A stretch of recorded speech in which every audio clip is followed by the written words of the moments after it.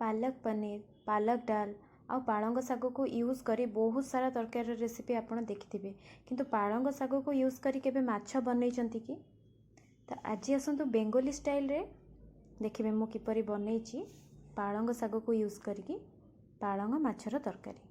तो डेरी न करी आसतु देखिए।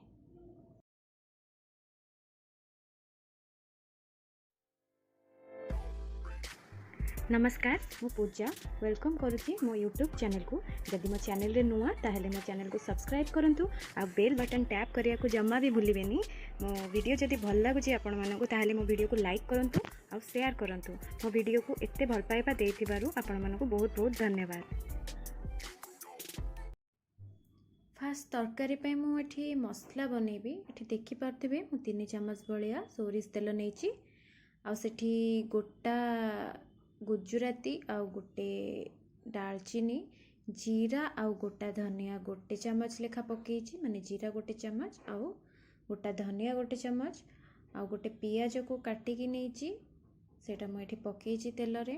मु एठी बहुत कम मसला यूज करची आउ एठी कंचा लंका 3टा पकेली काटिकी आउ आमे अदा रसुण छड़ेकी रखिथिबा जोटा एठी मु अदा रसुण छड़ेकी जो रखिथिली सेटा पकईची आउ गोलमरीच पकईची 6 ରୁ 7टा जोटा कि मु एबे ए तेल रे भाजीबी माने अदा आउ रसुणर स्मेल जीवा जाए। साधारणतः एमती पालंग शाग यूज करी बेंगोली माने बनै थांती। एटा मु जणे बेंगोली आंटी ठारू शिखिथिली तो भाबिली एटा मु समस्तक सहित शेयर करबी निजे रोसई करिकी। एबे देखि पारथिबे एटार मु भाजी सारे एटा कलर चेंज हो गलानी आ एबे अदा रसुणर स्मेल भी पलैची। एबे मु आकु गोटे प्लेट को काढ़ी देइची आकु एबे ठंडा करबा पई छाड़ीची। एटा ठंडा हो गला परे हमें यार पेस्ट बनेबा। एबे मु एठी रोही माछ नेची रोही माछ मु एठी भलसे धोई देइची आ एठी हळदी गुंड पकेइची आ स्वाद अनुसार लूण पकेइची आकु भलसे गोळेई देइची आ गोळेई की 10 मिनिट भलिया रखिची। एबे कड़ाई रे मु सोरिष तेल नेची माछ भाजीबा पई। एबे सोरिष तेल गरम होला परे मेथी माछ रे जो हळदी लूण गोळेई की रखिथिली ताको एबे भाजी देइची। गोटे साइड हे गला परे आ गोटे साइड उल्टेई की एमती ब्राउन कलर करके माछ को भाजीची। माछ भजा हवा भितरे आमे जो मसला रखिथिले सेटा एबे ठंडा हे जाईची। एबे से मसला रो मु स्मूथ पेस्ट बनै देइची। देखि पारथिबे पेस्ट हो जाइए आ या भितरे माछ भी सब भजा हो जाइए। एबे जिबा नेक्स्ट प्रोसेस जोटा कि तरकारी बनेबा। तरकारी बनेबा पई एबे देखि पारथिबे मु सेई कड़े रे जमा बिल्कुल भी तेल नेलिनी काहेकि ना ऑलरेडी तेल रे सब भजा हेतला तो मु एठी कम तेल यूज करिची। तेजपत्र पकेइची तेजपत्र टिके तेल रे भाजिला परे मु एठी जो मसला को पेस्ट आमे करथिलु से पेस्ट को मु एबे पकेइकी ए तेजपत्र सहित कसीची। तेजपत्र सहित एमती 5 मिनिट भलिया हमें कसीबा। मसला कसीबा टाइम रे जदि लागी जाउची कड़ाई रे ताले सेठी अल्प पानी देकी आपण कसी परिबे। एठी देखि पारथिबे मसला जदि तळे लागी जाउची ताले मु एठी अल्प पानी देइथिली पानी देकी आकु कसीकी ताकु घोड़ेई देइची। एबे मसला को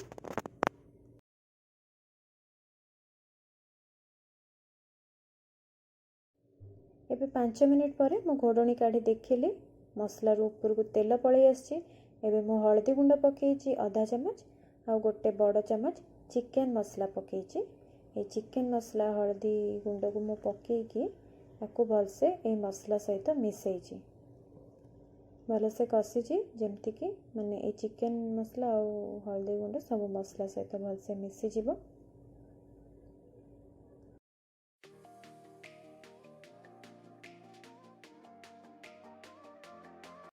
एबे मसला कसीबा भितरे मो पालंग शाग 2 बिड़ा को भलसे धोईकी ताकू काटी देइची आ ए कटा हेतिबा पालंग शाग को एबे कसा हेतिबा सब मसला रे पकेइकी पालंग शाग को भी ए मसला सहित कसिकी मिसैची। एठी पालंग शाग को मु ग्राइंडिंग करके यार किछि पेस्ट बनैनी डायरेक्ट कंचा पालंग शाग को मु ए मसला रे पकेइची जोटा कि ए मसला रे ही सिजिबो पालंग शाग।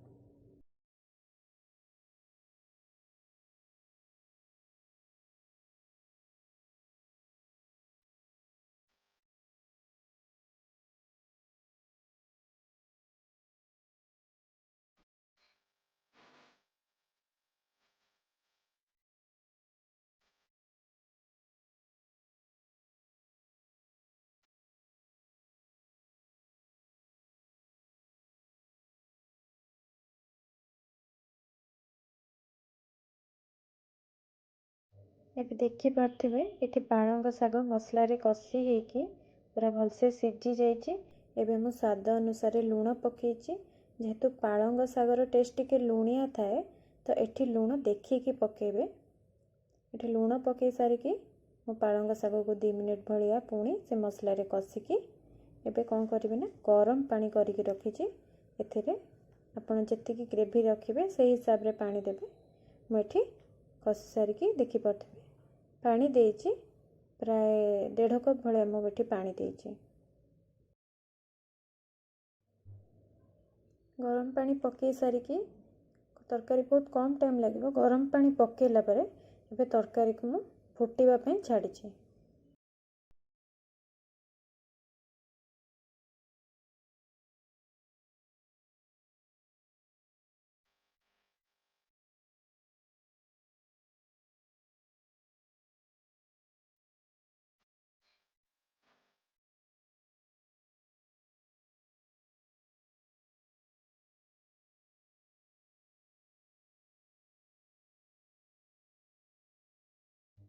ଏବେ ତରକାରୀ ଫୁଟିଲା ପରେ ମୁଁ ଭଜା ହେଇଥିବା ମାଛକୁ ସବୁ ତରକାରୀରେ ପକେଇକି ତାକୁ ଫୁଟିବାକୁ ଛାଡ଼ିଛି।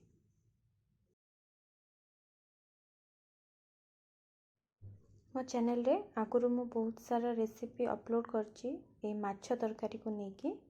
ତ ଆପଣ ଚାହିଁଲେ ଆଇ ବଟନ୍ ଉପରେ କ୍ଲିକ୍ କରିକି ଅଲଗା ମାଛ ତରକାରୀର ରେସିପି ଆପଣ ଦେଖିପାରିବେ। ଯେମିତିକି ମାଛ ବେସର, ବିନା ମସଲା ବଟାରେ ମାଛ ତରକାରୀ। ଯଦି ମୋ ଚ୍ୟାନେଲକୁ ସବସ୍କ୍ରାଇବ୍ କରିନାହାନ୍ତି, ଯଦି ମୋ ଚ୍ୟାନେଲରେ ନୂଆ ତାହେଲେ ପ୍ଲିଜ୍ ମୋ ଚ୍ୟାନେଲକୁ ସବସ୍କ୍ରାଇବ୍ କରନ୍ତୁ। ଆଉ এই ରେସିପି କେମିତି ଲାଗିଲା ଆପଣ କମେଣ୍ଟରେ ନିଶ୍ଚିତ ଜଣାନ୍ତୁ।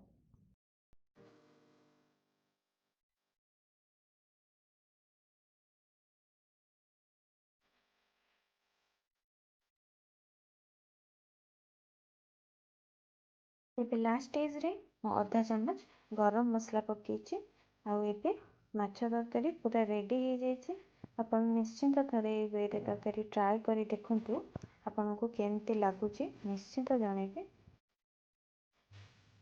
এই ବେଙ୍ଗୋଲି ଷ୍ଟାଇଲରେ ମାଛ ତରକାରୀ ଏବେ ଆମର ରେଡ଼ି ହେଇଯାଇଛି। ଏବେ ମାଛ ତରକାରୀ ହେଇଗଲା ପରେ ମୁଁ ସବୁବେଳେ କହିଛି ଆମେ ଫାଷ୍ଟ ତାକୁ 10 to 15 ମିନିଟ୍ ଘୋଡ଼େଇକି ରଖିଦେବା। ଘୋଡ଼େଇକି ରଖିଲା ପରେ ତା'ର ଟେଷ୍ଟ ବହୁତ ହି ବଢ଼ି ଯାଇଥାଏ, ବହୁତ ଅଲଗା ହିଁ ଟେଷ୍ଟ ଆସିବ। କାହିଁକିନା ସେତେବେଳେ ସବୁ ମସଲା ମିଶି ଯାଇଥାଏ ଆମେ ଯାହାର ବି ତରକାରୀ କରୁ। ଏବେ ଦେଖିପାରୁଥିବେ ଘୋଡ଼େଇକି ରଖିଲା ପରେ ତରକାରୀ କେତେ ବସିଯାଇଛି। ଆଉ ସେତେବେଳେ ପାଣି ଦେଖାଉଥିଲା, ଏବେ କେତେ ବହଳିଆ ଦେଖାଯାଉଛି। ବହୁତ ଠିକ୍ ହେଇଯାଇଛି ଗ୍ରେଭି। ଏବେ ଆମେ ଆକୁ ସର୍ଭ କରିକି ଗରମା ଗରମ ମାଛ ତରକାରୀ ଖାଇବା।